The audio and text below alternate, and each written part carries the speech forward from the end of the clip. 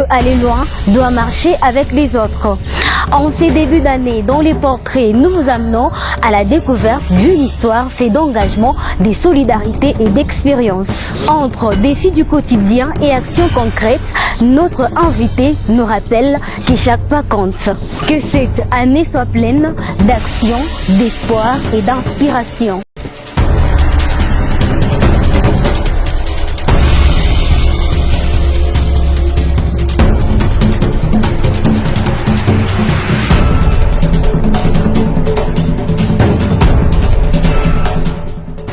Découvrons ensemble les parcours et l'histoire de notre invité.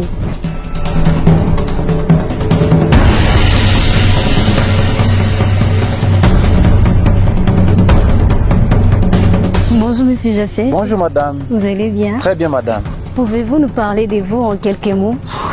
Merci beaucoup. Petka Bamandaï, c'est un jeune professionnel engagé dans le domaine de l'industrie, de la santé publique, de l'humanitaire, mais aussi de l'engagement citoyen.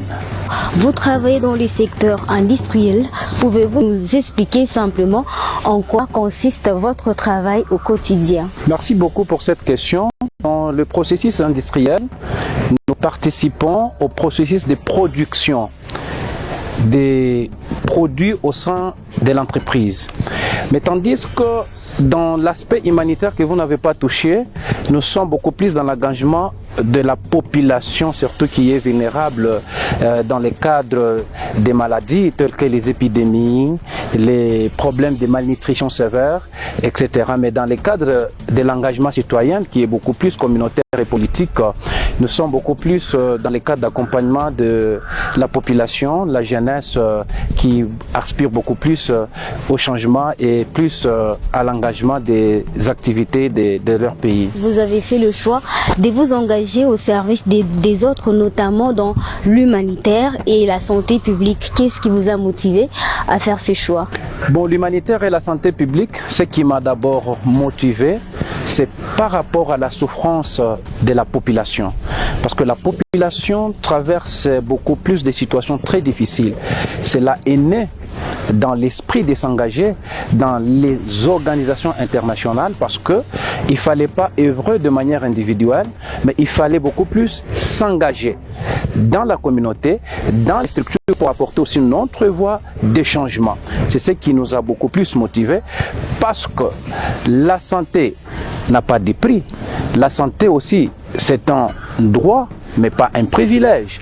Mais tandis que dans l'industrie minière, beaucoup plus, nous misons sur la sécurité, la sensibilisation sur la lutte contre les accidents du travail et les maladies professionnelles. Mais néanmoins, dans l'industrie, ça exige beaucoup plus de rigueur parce que la vie humaine, écouteuse, chaque erreur dans une entreprise minière perd une vie.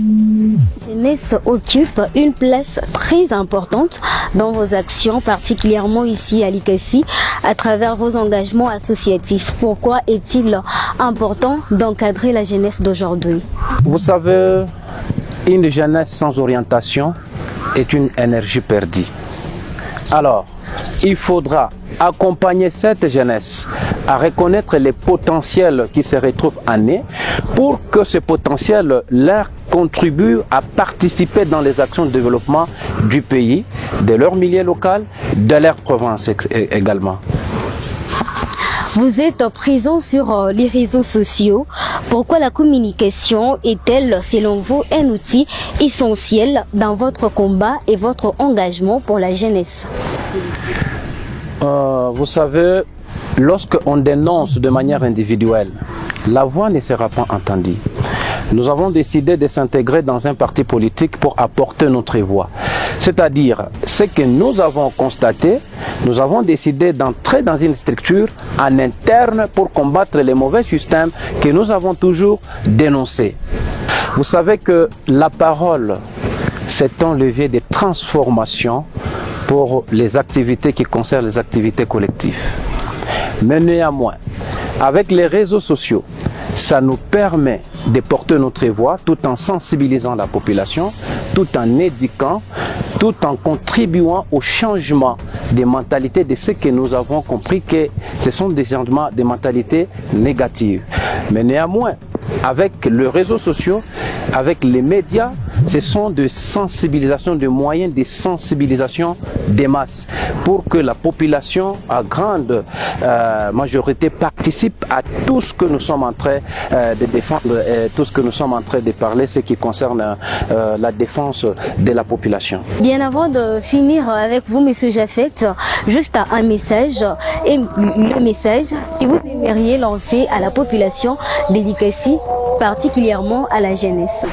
La jeunesse d'Elikassi et de la République démocratique en général doivent s'élancer là où les autres hésitent de s'élancer.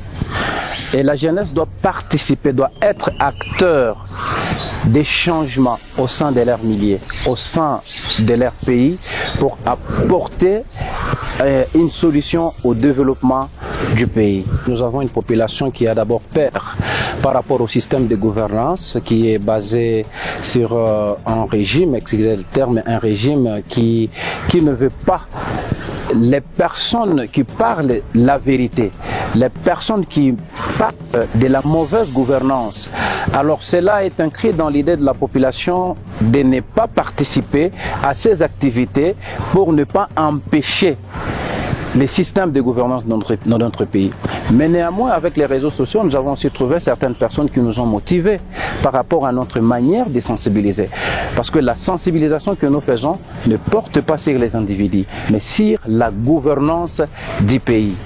Merci beaucoup d'être passé dans notre émission Les Portraits sur Pamodia Plus. Merci beaucoup, surtout pour votre chaîne qui fait la fierté d'Elikassi, bien qu'elle est encore sur les médias en ligne, mais c'est une chaîne qui nous fait beaucoup plus la fierté par rapport à toutes les activités qui facilitent la jeunesse à porter une voix au sein de la communauté pour apporter un changement au niveau local.